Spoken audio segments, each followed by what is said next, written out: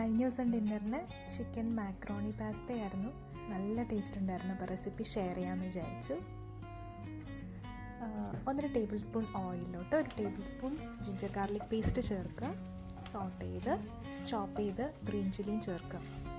1/4 kilo chicken clean ചെയ്ത് add ചെയ്യുക. ഒരു 7 മിനിറ്റ് വരെ മൂടി വെച്ച് നന്നായിട്ട് കുക്ക് ചെയ്യുക. വേറൊരു പാനിൽ ഒരു 1.5 ടേബിൾ സ്പൂൺ ഓയിൽ ചേർക്കുക. പിന്നെ ഒരു 1.5 സവാള ചോപ്പ് ചെയ്തത് നന്നായി വഴട്ടിയെടുക്കുക.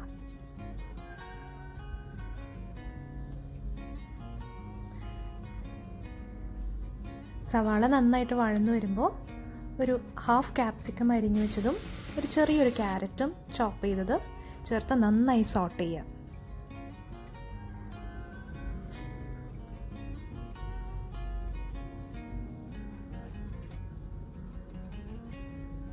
ഇതിനകത്തോട്ട് കുറച്ച് മല്ലിയില ചേർക്കാം. പിന്നെ ഒരു കുറച്ച് ചെറിയ അളവിൽ ചില്ലി ഫ്ലേക്സ് നമ്മുടെ എരിവിനനുസരിച്ച്. നമ്മുടെ ചിക്കൻ എടുത്തിട്ട് നന്നായിട്ട് അതിലെ വെള്ളമൊക്കെ നന്നായിട്ട് അങ്ങ് വറ്റിച്ചെടുക്കുക. ഇതിനകത്തോട്ട് ഞാൻ കുറച്ച് മുളക് പൊടിയും ചേർക്കാറുണ്ട്.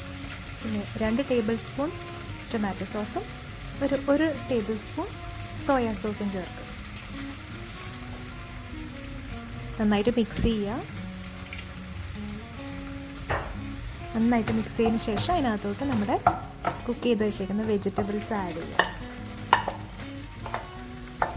അപ്പോൾ ഒരു 2.5 കപ്പ് മാക്രോണി പാസ്തയാണ് കേട്ടോ വേവിച്ച് വെച്ചേക്കുന്നത്.